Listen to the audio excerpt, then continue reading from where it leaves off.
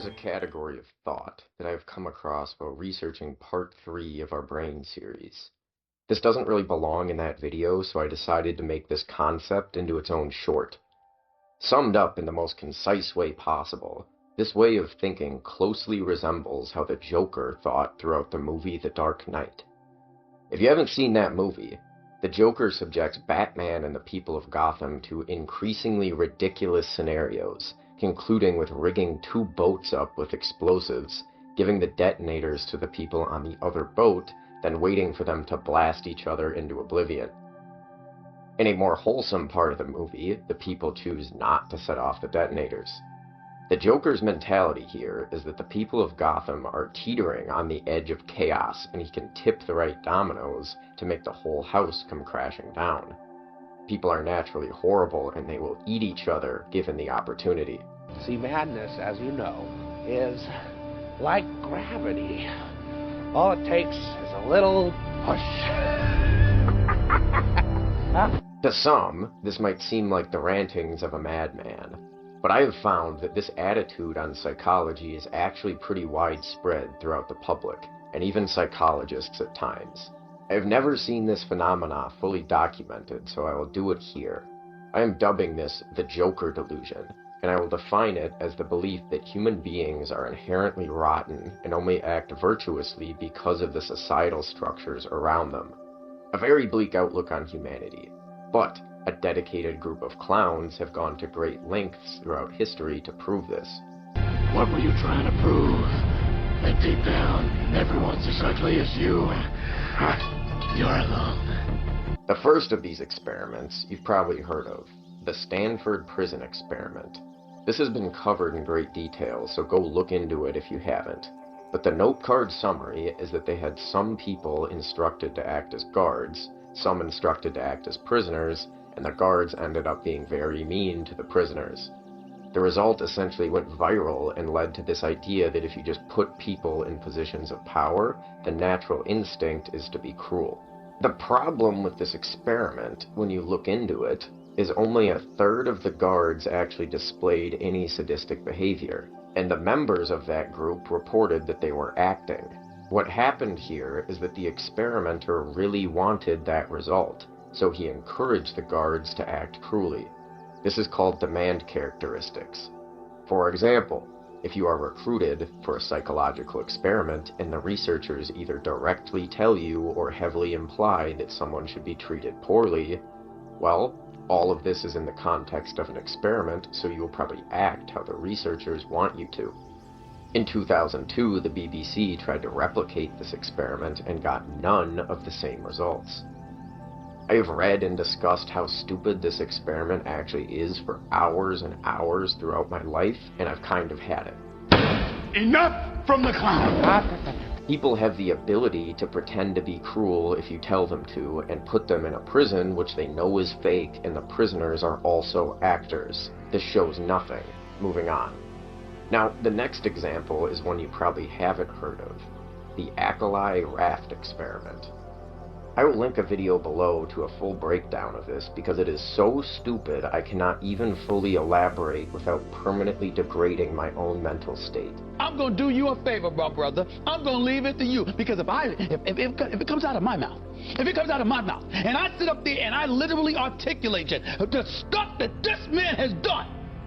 So, just go watch the full description after this. But, in this experiment, and I use this term as loosely as it can be, the anthropologist Santiago took a group of people onto a raft with the theory that removed from society, the group would inevitably break down into a Lord of the Flies-esque scenario. This didn't happen. Shocker. They spent most of their time playing games, chatting, and the participants became very close friends, despite coming from very different cultural backgrounds. This city just showed you that it's full of people ready to believe in good. Until their spirit breaks completely. Much like the Joker, Santiago refused to accept the results and perhaps reconsider his position that the natural state of people was just conflict. Instead, he tried to incite conflict any way he could. eventually leading to the participants turning on him and performing a mutiny. He spent the remaining duration of the trip pretending to be ill. Results like this shouldn't really come as a shock. Any fan of reality TV will know that it isn't enough to just bring participants into a location, then wait for conflict to arise. You actually need to do something to create the conflict. Have competitions, put the players into teams, have people being kicked off the show, etc. Oftentimes, combative personalities are also intentionally chosen to be on these shows, and the participants are encouraged to start drama by the producers.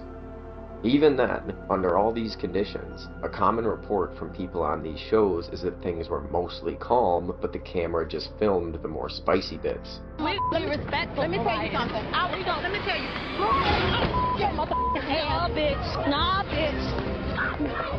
Oh, no. What? Why are you fighting right now? What are you doing? No, absolutely not. Now, it's obviously not like conflict between people doesn't occur, but that isn't what the Joker delusion is. There are plenty of psychological experiments simply looking at the conditions under which people can do morally reprehensible things. One of the most cited of these is the robbers and cave experiment, in which two groups of adolescent boys were split into teams and then made to compete against each other. They developed very strong connections within their group, and as more competition occurred, they developed increasingly negative feelings about the other group, and eventually violence broke out.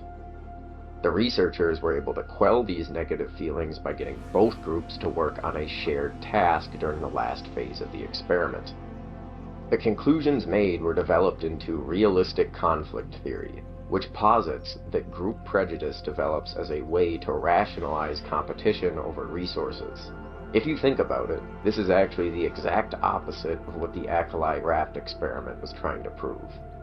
This shows that people are naturally cooperative, but when competition over resources is occurring, they need to come up with some justification of why they don't like the other group.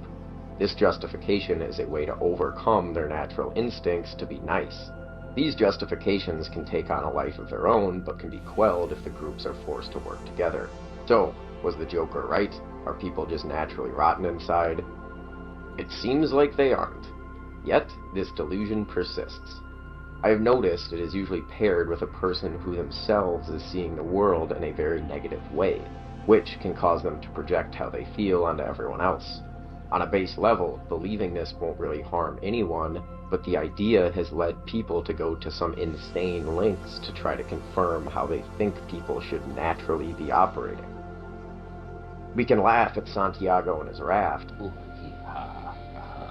I thought my jokes were bad. But the Joker delusion is really step one of Nazi Germany's conspiracy. Hitler was of the belief that people should be engaged in a constant state of racial and ethnic conflict. But he looked out at the world and didn't see that occurring all the time. What happened? Did balls drop off?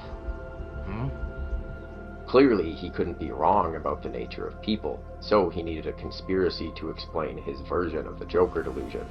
If people aren't constantly fighting, then there must be a reason for that, right? I'll borrow the words of a real historian to illustrate exactly how he was thinking. This is sort of an old punchline, like how can they be both the capitalists and the communists? But from Hitler's point of view, this isn't actually contradictory at all, because what Hitler argues in his book Mein Kampf is that the Jews are responsible for all ideas which allow humans to regard one another as humans. And so capitalism with its social contract and so on, capitalism with its contracts, capitalism with its legal recognition and so on, is one way that we see each other in non-racial terms. Likewise, communism with its class solidarity and its idea of revolution and so on is a way of us seeing ourselves in non-racial terms. For Hitler, any way of seeing ourselves in non-racial terms is Jewish and anti-human and anti-natural. So the Jews are responsible also for Christianity. I mean, you can multiply. I mean, there may be a stronger argument there actually, but you can multiply the list of things that Jews are responsible for. They're responsible in Hitler's mind for any notion which sets us apart from racial competition. So just to make this clear, This is why Hitler's anti-Semitism is so intense, because it's what he's saying about the Jews is not, as you sometimes read, he's not saying they're like racially inferior or anything like that. What he is saying is that the Jews have a kind of supernatural power to turn the humans into non-racial brain slaves, basically. With their communism, with their capitalism, with their Christianity, with whatever it might be, they come and they take the healthy humans who should be engaged in racial combat the entire time, because that's what they're supposed to be doing, that's what nature says, and turn them into beings who are capable of conversation and so on. Although that's an extreme example, I've noticed even regular people walk around with some belief that humanity is just fundamentally rotten. That may be true at some level, but at least on a group level, the tendency is to treat each other well. Let this be the end of the Joker delusion. Let us permanently dispose of it in favor of some more nuanced discussion of psychology.